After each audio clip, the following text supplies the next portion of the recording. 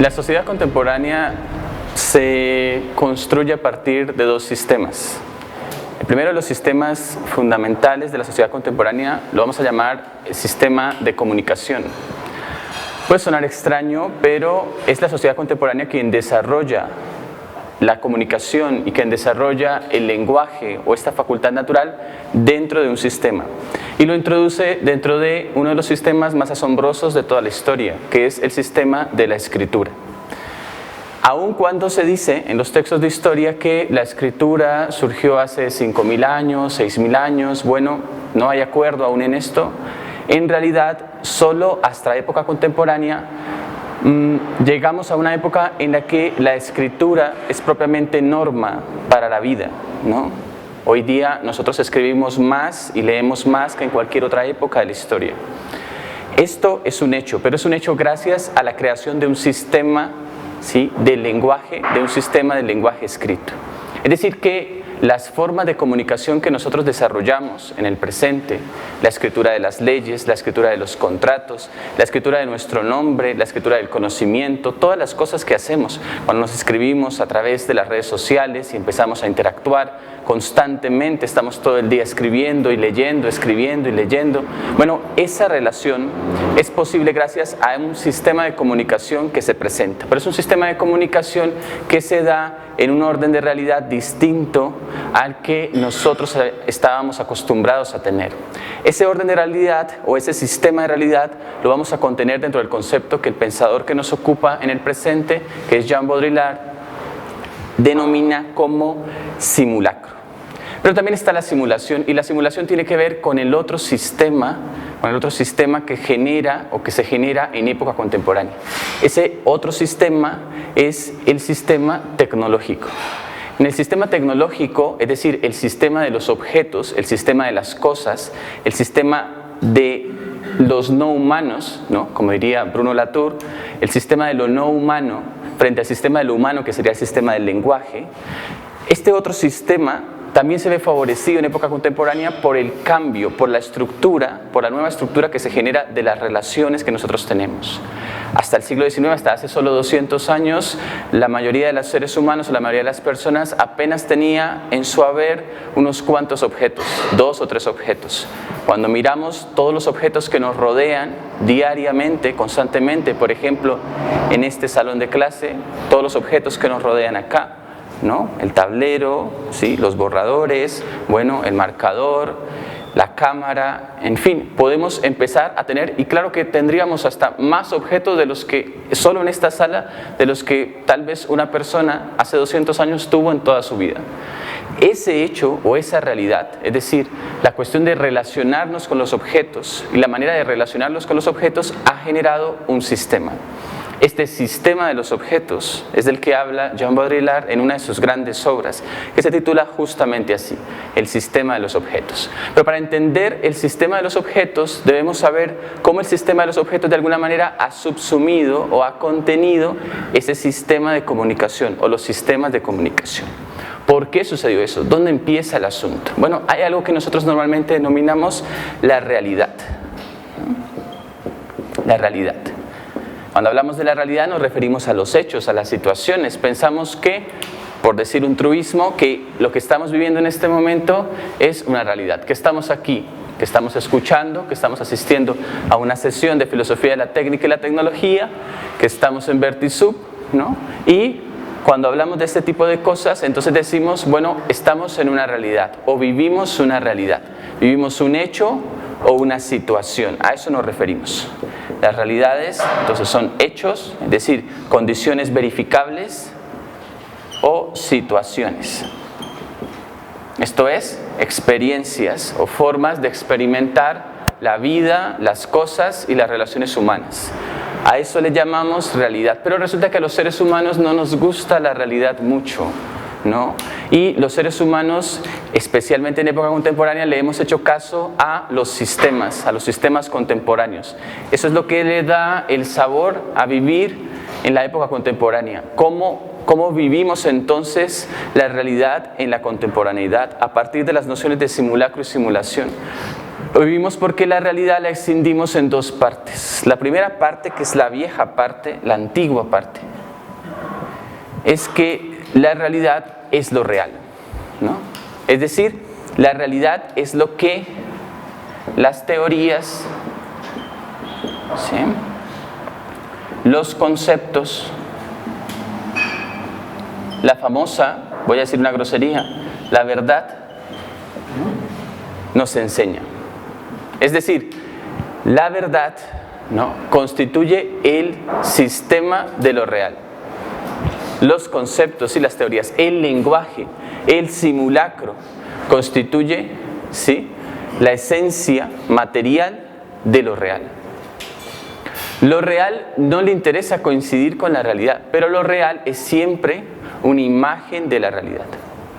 Solo que es que una imagen racional de la realidad. Es decir, que en lo real la facultad que impera no es otra que la razón.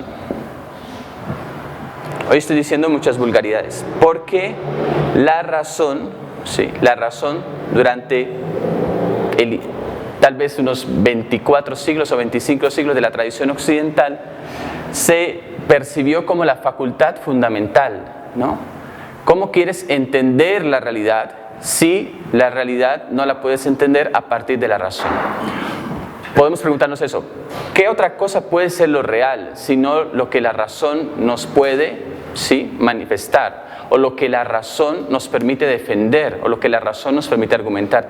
¿Cómo sé yo si lo que estoy diciendo o lo que estoy viviendo en este momento es cierto si no puedo argumentar racionalmente eso?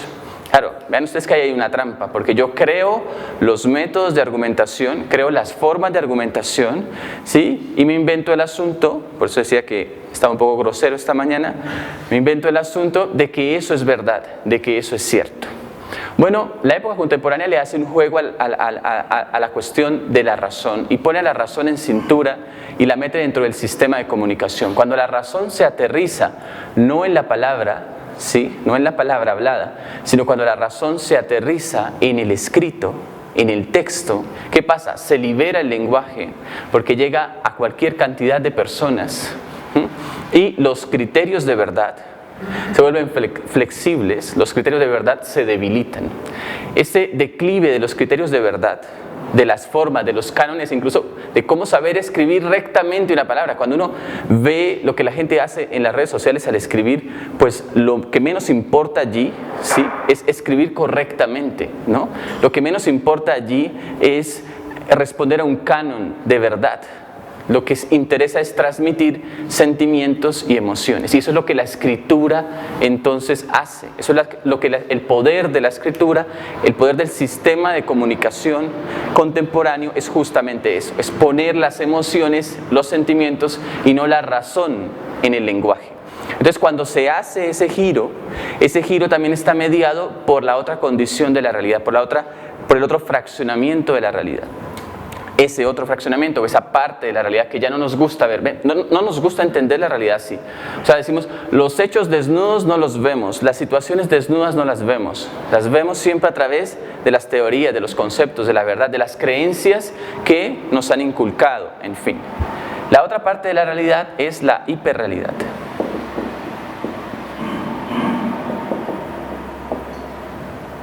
Entonces, la hiperrealidad es la forma de la realidad que nace a partir de lo artificial, de lo no humano. Es lo no humano quien nos pone allí.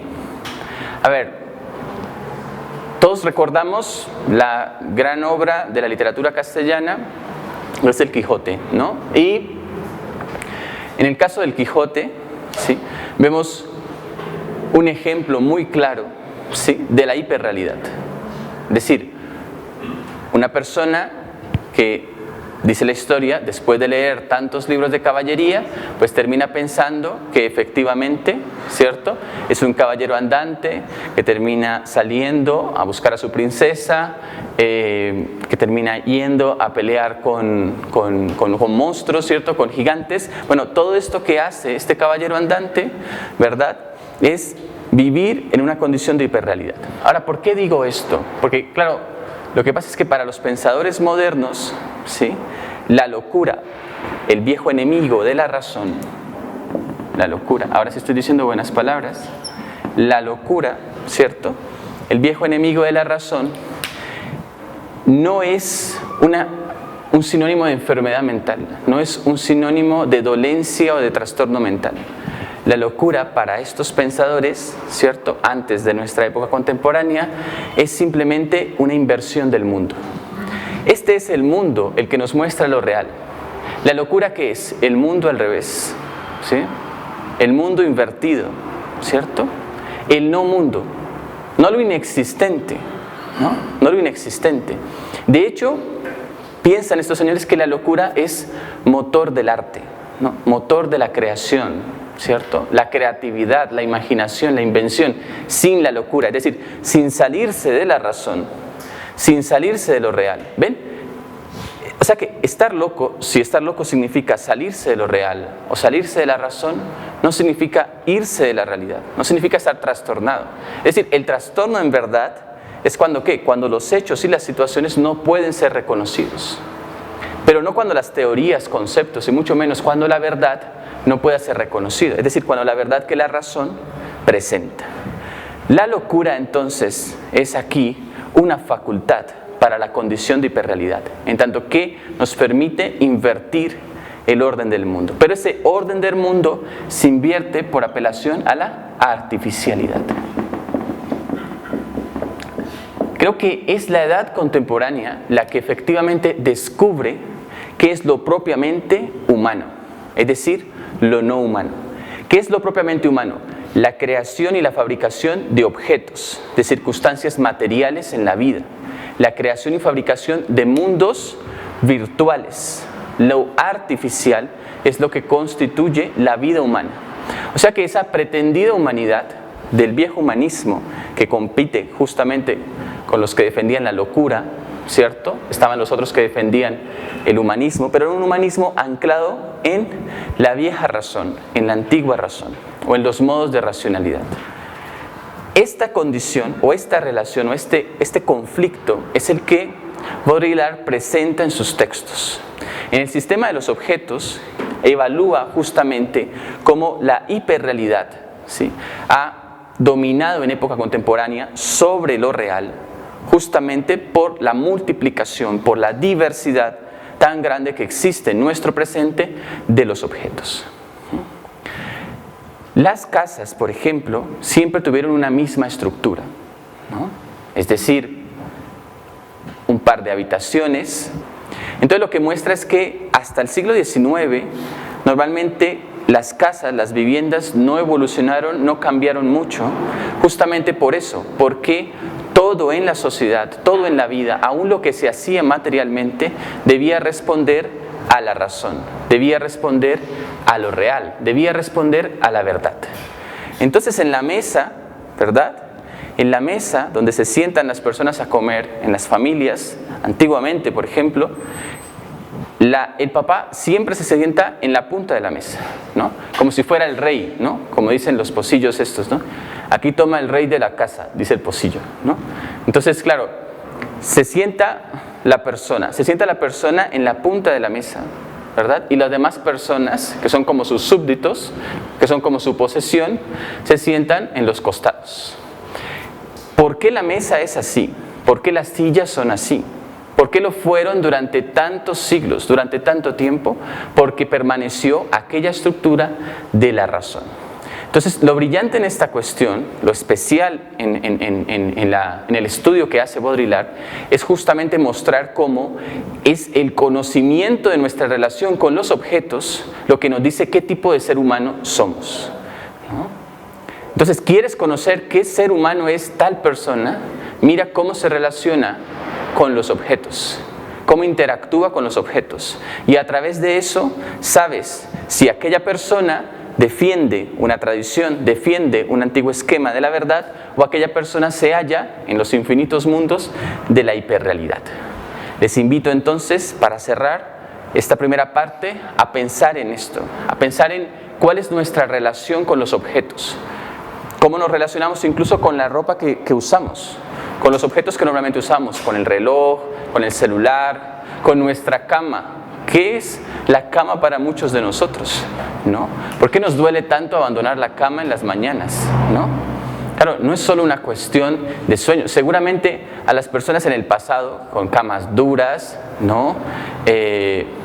Desagradables a la vista, en fin, sin tantas comodidades como tienen las camas hoy día, pues salir de la cama era más una bendición, ¿cierto?, que algún problema, ¿no?, o alguna dificultad. ¿Cuál es nuestra relación con los objetos y con las cosas? Pero vean ustedes, la hiperrealidad no es un asunto de los mundos virtuales, en internet, en los videojuegos, no. La hiperrealidad comienza por nuestra relación con los objetos, porque los objetos no son humanos. Entonces, al no ser humanos, ¿sí?, en cuanto tal, pero como provienen de la creación humana, de la invención humana, nosotros creamos una nueva condición de la realidad.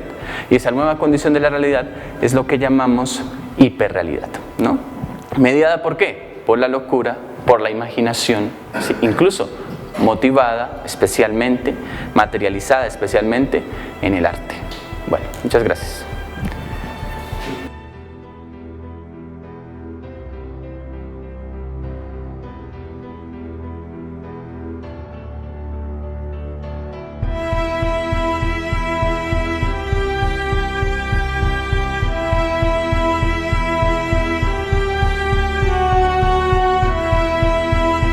Por eso la tecnología es inteligente justo por eso, no solo en su nombre, que es ya de por sí inteligente, sino además en lo que provoca en la sociedad frente a nosotros mismos, como individuos, como seres humanos.